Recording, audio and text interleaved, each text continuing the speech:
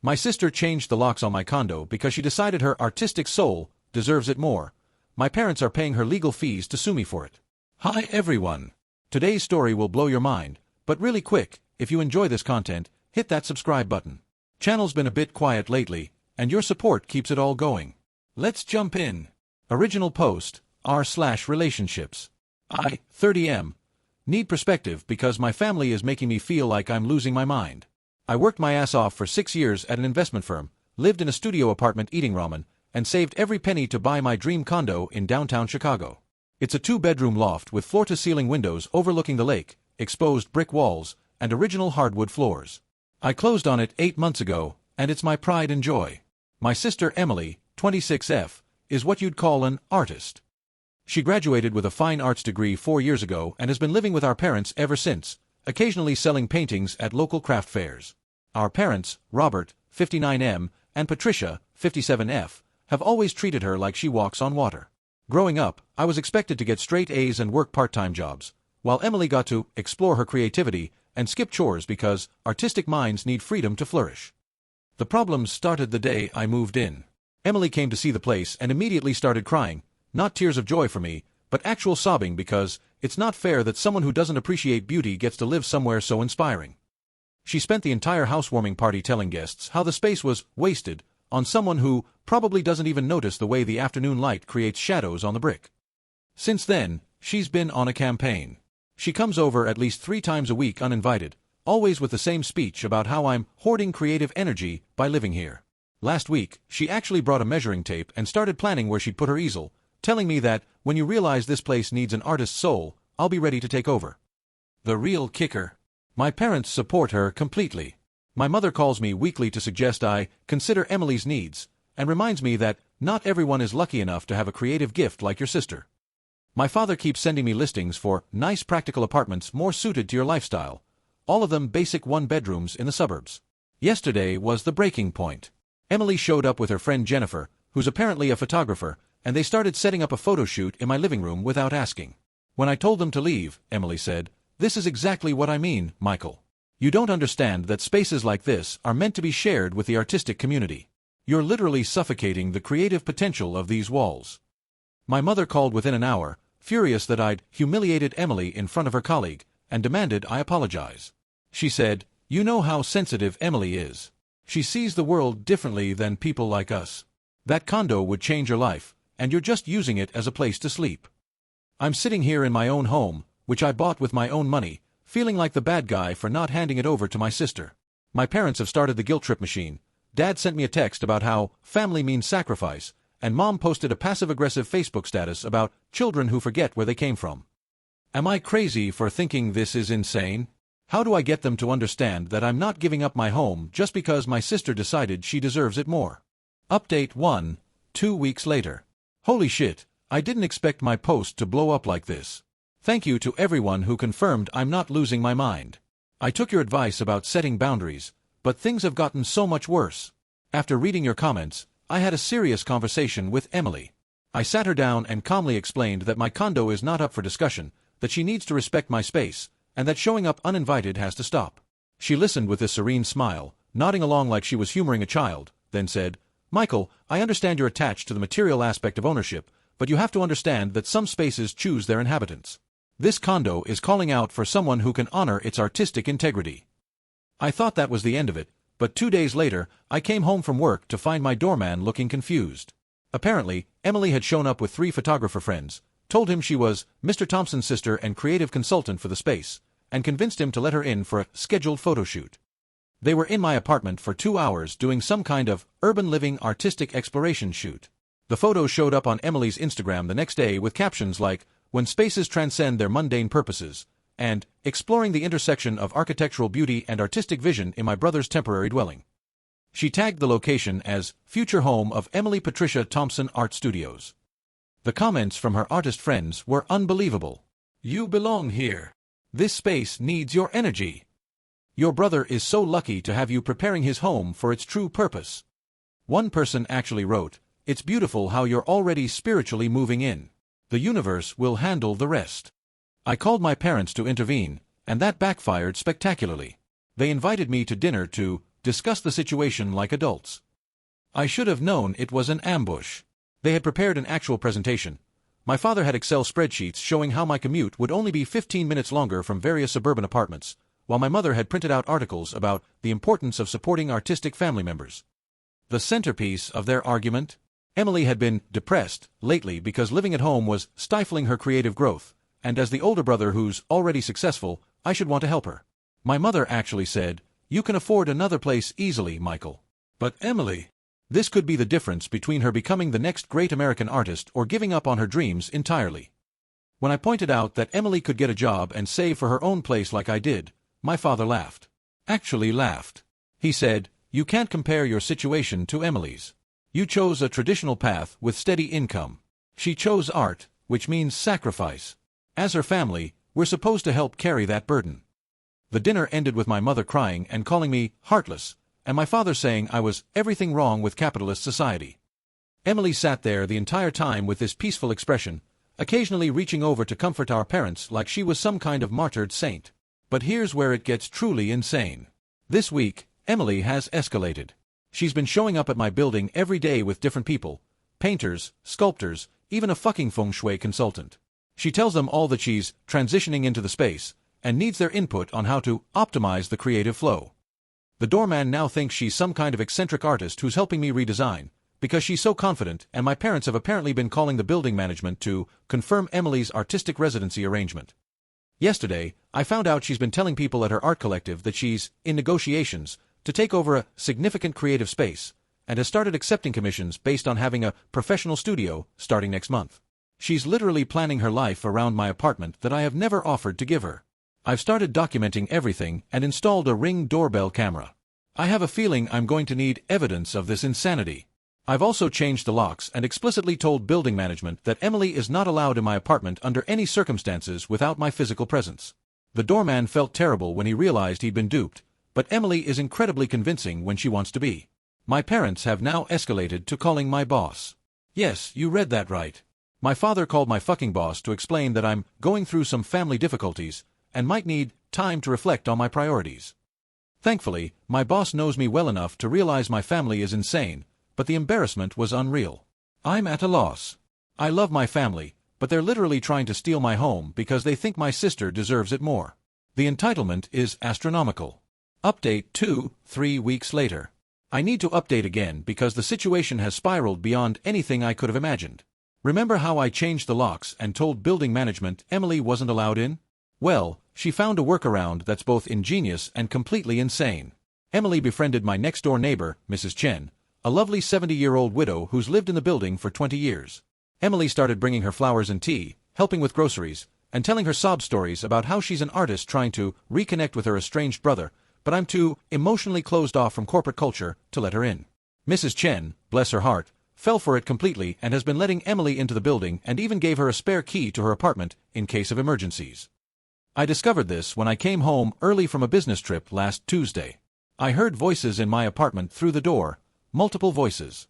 When I opened it, I found Emily hosting an actual fucking art class in my living room. 7 people with easels set up, painting the view from my windows. Emily was standing in the center, wearing a flowing scarf and gesturing dramatically while talking about the way urban light creates emotional landscapes. When I stood there in shock, she didn't even flinch. She turned to her students and said, "And this is my brother Michael, who's graciously allowing us to use this space while he transitions to understanding its true purpose." The students actually applauded me. Applauded. Like I was some patron of the arts. I kicked everyone out, but Emily stayed behind to lecture me about embarrassing her in front of paying students. That's when she dropped the bomb. She's been charging people $75 each for these exclusive artistic environment workshops, and has been running them twice a week for the past month. She's made over $3,000 using my apartment as her business venue. When I threatened to call the police, she pulled out her phone and showed me a text thread with our parents where they'd sent her money to help establish your artistic practice in your new studio. They've been funding her based on the assumption that I've already agreed to give her my condo. She's told them I'm just being stubborn about the paperwork, but that I've verbally agreed to the transition. I immediately called my parents, and my mother's response was, "Oh Michael, stop being dramatic. Emily told us you're letting her use the space during your work hours. It's wonderful that you're finally supporting your sister's career. We're so proud of you for overcoming your selfishness." I lost it. I told them everything, the break-ins, the lies, the stolen money from her students. My father's response? Well, if she's already making money from the space, that proves it's meant for her. You've never used that apartment for anything productive. Emily's bringing life to it. The next morning, things got darker. I received an email from Emily with the subject line, "Proposal for Peaceful Transition." She'd written a formal document outlining her offer to take over my condo. She would allow me to continue paying the mortgage and HOA fees as an investment in the arts, and in return, she'd give me first selection rights to any paintings she created in the space. She even included a payment plan where I could buy her art at a family discount of only 40% off her regular prices. The document ended with this gem: "I believe this arrangement honors both your need to maintain financial ownership and my need to inhabit a space that nurtures my creative spirit. Your investment in my artistic journey will be remembered when I'm exhibited in galleries worldwide." I forwarded this to my parents, thinking surely this would make them see how delusional she is. Instead, my mother called me crying, saying it was the most generous thing Emily has ever done, and that I was spitting in the face of her compromise. My father sent me a long text about how true wealth isn't measured in property but in the success of those we love. I've had to take additional security measures. I installed cameras inside my apartment, changed my locks to smart locks that alert me whenever someone tries to enter, and I've started the process of getting a restraining order. The lawyer I consulted couldn't believe what I was telling him until I showed him the emails and security footage. Emily's latest move? She started a GoFundMe called "Help an Artist Claim Her Destined Space," where she's telling people that her corporate brother is keeping her from her spiritual home, and that she needs legal funds to fight for what the universe has promised her. She's raised $2,000 so far, mostly from our parents' friends who've been fed lies about the situation. Update 3, 6 weeks later. This will probably be my final update because I'm exhausted from dealing with this situation, but I owe you all a conclusion to this insane saga. Buckle up, because the ending is something else. 3 weeks ago, I had to go to Boston for a critical client meeting. It was supposed to be a day trip, fly out at 6 a.m., back by 8 p.m. I'd installed so much security that I felt comfortable leaving for 12 hours. I had cameras, smart locks, alerts on everything, and building management on high alert about Emily. What could go wrong in 12 hours, right? My flight home got delayed due to weather. Then cancelled. I was stuck in Boston overnight. I kept checking my security cameras obsessively, but everything looked fine. Emily hadn't even shown up that day, which should have been my first red flag. She'd been coming by daily for weeks. I got home at 2 p.m. the next day to find my key didn't work. At first, I thought my smart lock had malfunctioned. Then I noticed the lock was completely different. It was a traditional deadbolt, painted fucking lavender to match what she'd apparently decided was the apartment's new aura. I called the building manager, who came up looking confused. He told me Emily had shown up that morning with a locksmith and legal papers showing she was the owner of the unit. The papers were completely fabricated, but they looked official enough that when combined with Emily's confident demeanor and the fact that she knew details about the apartment and had been there so often, the locksmith did the work. I could hear movement inside my apartment. I banged on the door and Emily answered wearing a silk robe, my robe that my ex-girlfriend had given me, looking completely serene. Behind her, I could see she'd already started redecorating. My furniture was pushed against the walls, covered in sheets. Her easels were set up everywhere. She'd hung fabric from the ceiling and had actually painted one of my walls with a mural of what looked like dancing spirits or some shit. "Michael," she said calmly, "I knew you'd have trouble with the transition, so I took the initiative. Don't worry, your things are safe. I've carefully stored everything that doesn't align with the space's creative energy. When you're ready, I'll help you move them to your new home, wherever that might be." I immediately called 911. While on the phone with dispatch, my parents arrived. Emily had told them I was finally accepting the transition, and they'd come to celebrate.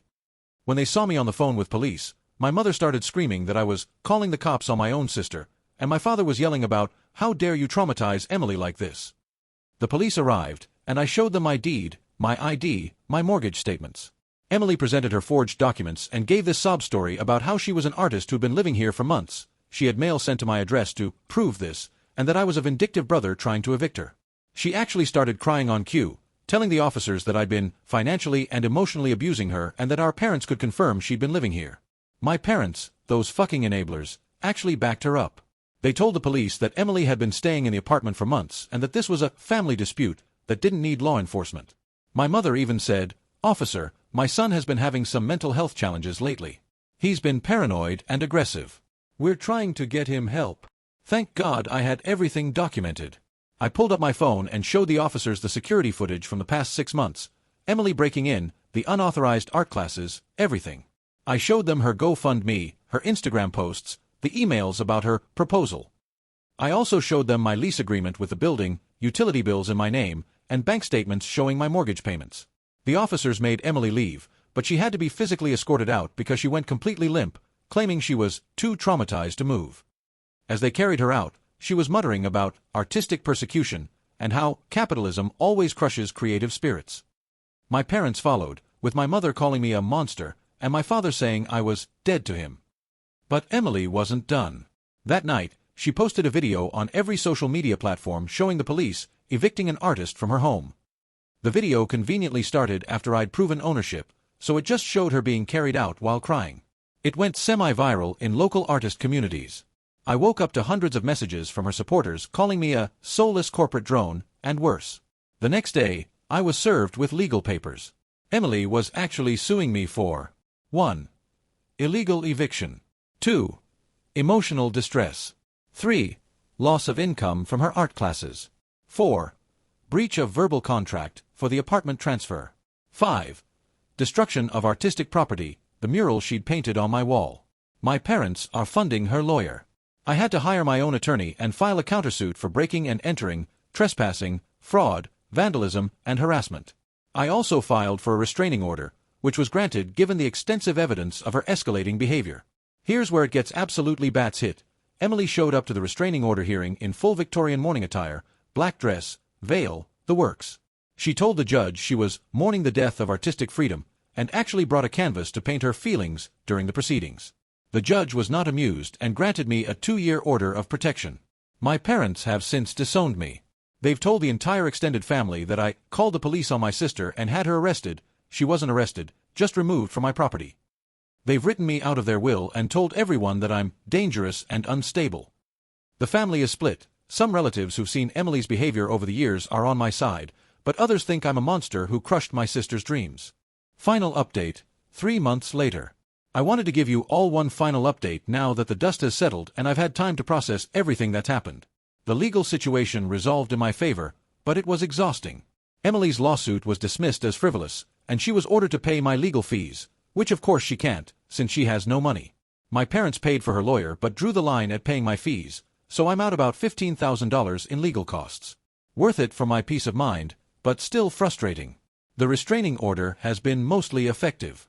Emily has violated it twice, once by sending me a 20-page letter about how I've destroyed her destiny, and once by having a friend deliver a painting of my apartment building on fire with angels crying above it. Both violations were reported, and she received warnings from the court. The real victory came from an unexpected source. Remember Mrs. Chen, my neighbor who Emily had manipulated? Well, she was horrified when she learned the truth. She genuinely thought she was helping reunite siblings and was devastated that she'd been used. Mrs. Chen turned out to be a retired attorney, and she was furious about being deceived. Mrs. Chen went full scorched earth. She contacted every artist collective, gallery, and creative space in the city with the full story of what Emily had done, complete with security footage I'd shared with her. She even reached out to the people who'd attended Emily's illegal art classes in my apartment and informed them they'd been party to trespassing and fraud. Most demanded refunds, which Emily couldn't provide. Emily's reputation in the local art community is destroyed. She's been blacklisted from every gallery and collective in the city. The GoFundMe was taken down for fraud, and she had to refund what money she could. Her Instagram and other social media accounts were reported and suspended for harassment and fraud. The family situation is still broken. My parents haven't spoken to me in 3 months. They're still funding Emily's life, but they've had to sell some investments to pay her legal fees and refund the people from her art classes.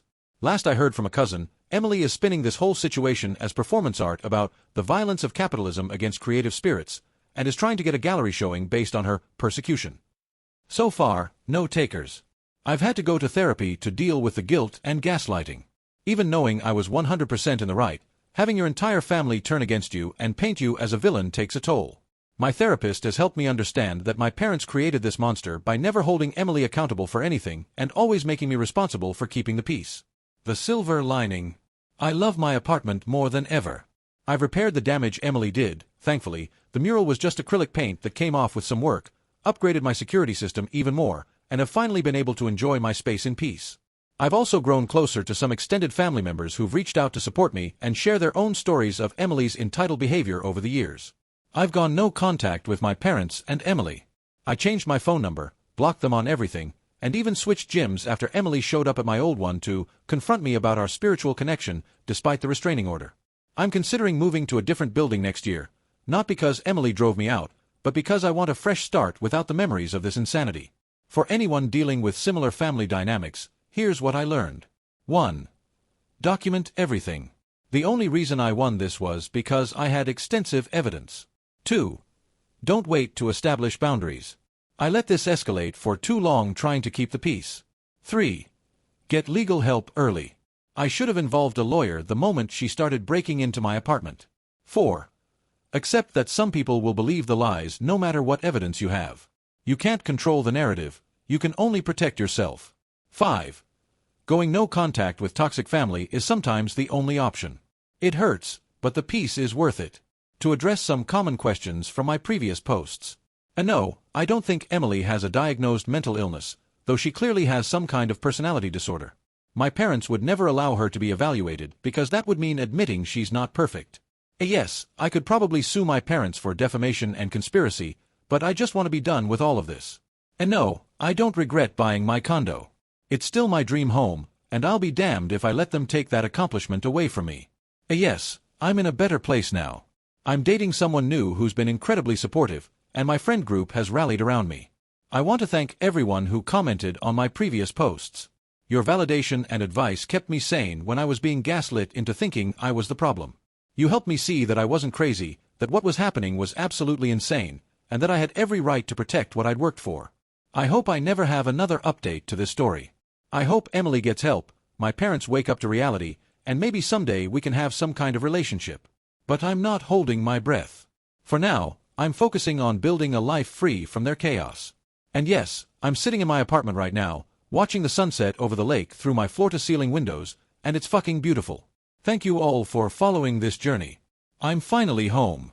Edit. Since many of you have asked, yes, the building has since implemented stricter security protocols.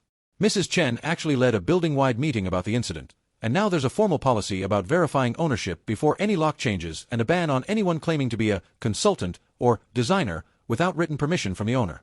She's become something of a building hero, and we have tea once a week. She's basically adopted me as a grandson and regularly threatens to deal with Emily if she ever shows up again. Having a retired attorney neighbor who's also a badass grandmother figure? Priceless.